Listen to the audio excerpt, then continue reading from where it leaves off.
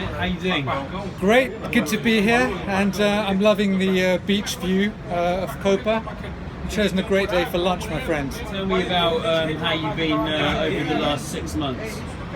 Since lockdown, basically. Yeah. Well, Rio started with partial lockdown in March, and it's been gradually reopening, I'd say, since about July, right? Since July, things have reopened. But I think the most surreal moment was getting back here in March. I was in the UK for a few weeks, and I managed to get here on a flight to Rio before the governor of Rio, the governor of RJ State, Rio State, before he closed the border. So that's closing the border within Brazil and closing the border to international flights. And I just got in before the cutoff, and I was at Gatwick Airport as some check-in desks of international airlines. They were being closed, but I managed to get in. And the flight, I'm never going to forget that flight, because normally the flight from London to Rio is really friendly. It's not like a normal flight. Everyone's talking to each other. There's so much positive energy from Brazilians. People just start talking to each other, the food. Have you been through that? Of course, yeah. Brazilians are so friendly, and everyone on the plane becomes really talkative, right? You get that as well? Yeah, absolutely. So this flight was really somber. Everyone's like wearing masks. No one was talking to each other. It was like the apocalypse. Yeah. And when I got out at the airport at Galeão, normally there's a bit of traffic. Rio's known for its traffic, but this was straight through, and I was back home in Ipanema in about 30 minutes. So it was really surreal.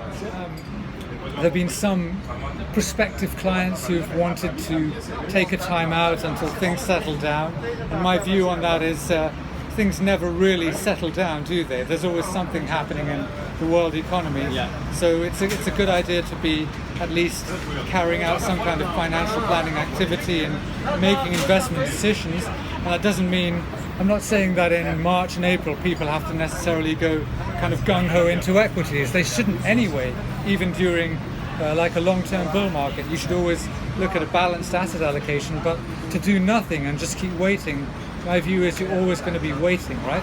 Yeah. Yeah, you don't want to be in the business of bottom fishing.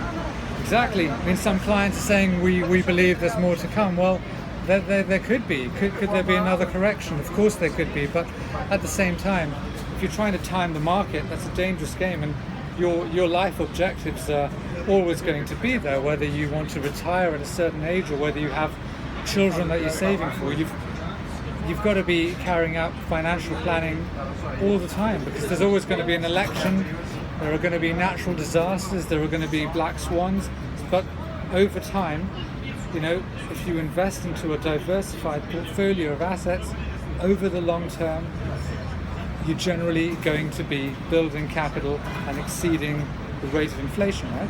Yeah. That's the aim anyway. That's the aim. But tell me about business operations. Are you meeting up with clients at the moment? Not as much face to face, but I'm doing a lot of Zoom meetings. So it's funny you say that. I spoke to a client a couple of days ago, and normally it's really formal. When I go into his office, it's quite a formal environment. We're in suits. People still wear like jacket and tie in the heat of summer here, but it is what it is. So it's normally very formal. But over Zoom the other day, he's like lying on his bed in his robe, and he's got his kid, his 3-year-old toddler in his lap, and we're talking about life. We're talking about anything but business, and we just talk about his portfolio for a couple of minutes. So it's certainly changed the dynamic of certain client meetings. But I mean, I'm not doing as many face-to-face meetings. I'm doing about 2 or 3 face-to-face meetings a week, but I'm doing a lot of meetings on Zoom, doing a lot of phone calls. And I'd say one interesting thing is that some executives who are normally traveling a lot, who are normally too busy to have these meetings, they've suddenly become available. So I guess it's a double-edged sword. Okay. Some people are quite available and they've got some thinking time, and some of those have become clients. So in a way, it's been beneficial. So